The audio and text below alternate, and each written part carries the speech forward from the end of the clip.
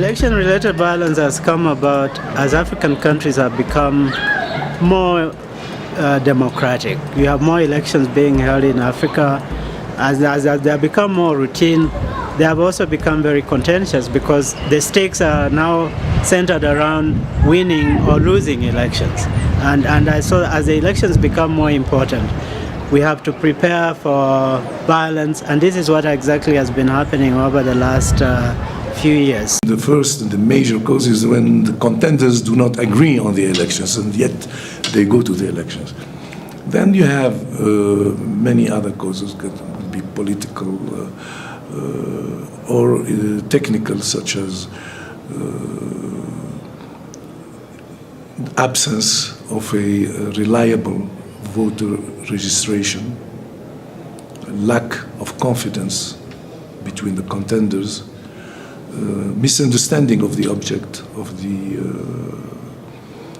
elections or any electoral process, and specifically hidden agenda among stakeholders. We shouldn't assume that all conflicts around elections emanate from the electoral process only. No. There are those that emanate from the electoral cycle, the electoral process. There are those that emanate from outside, which we call structural causes or structural factors. These have to do, for example, with grievances that already exist. The key issue is election violence are caused by pre-existing conflicts within these societies. There are many conflicts. There are ethnic conflicts, there are regional conflicts, there are conflicts among the leaders about the rules for competition, and all these factors come about and cause electoral violence. The voting phase or stage is generally peaceful. If you look at it carefully, both the pre-voting period and the post-voting period on the continent are the most problematic. Now, on the post-voting period, how the results are announced, when they are announced. To prevent it is to open up the process, to follow the rules, to permit and encourage access to every stakeholder and every part of society to be confident in conducting a free, transparent process. Political culture basically relates to the set of values and principles which is embedded in society. This is where people actually engage with each other. This is where issues of tolerance comes up, issues of engagement with each other in the form of kind of political competition.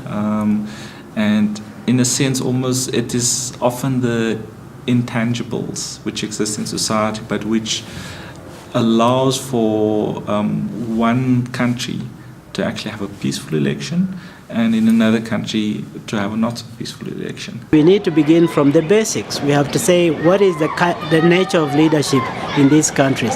What is the culture of competition that is being nurtured within specific countries so that we can actually nurture or we build on that culture, whether it's in Zimbabwe or Uganda. What is the quality of leadership in these countries? How are they talking to each other? Are they serious about creating institutions for competition now that they know competition is important? The Kenyan and the Zimbabwean cases were really classical cases of how do external actors interpose themselves in a conflict after the people have made their choice. So it's a very tricky, because what it does is that it raises a lot of issues of legitimacy. Why mediate a conflict that has already been decided? There should be some facilitator, neighboring countries, friendly countries. International organization, of course, can play a major role in mediating the conflict. Civil society should be represented and given access to the mediation. Unlike the civil wars that were being mediated previously, and the electoral, the election-related kind of mediation is that election violence mediation are very new. I think there has not been, African countries actually are just beginning to learn on how really to resolve these issues. You can actually have the mediator who is gifted in mediation but does not necessarily know, is not an expert on the area. That's not a big deal, because you can then support the mediator with the technical team that can then distill the key issues. So my prescription is that we should actually not have more mediation of electoral violence. We should be saying, how do we build more credible institutions that are going to prevent us from heading into mediation of electoral conflicts?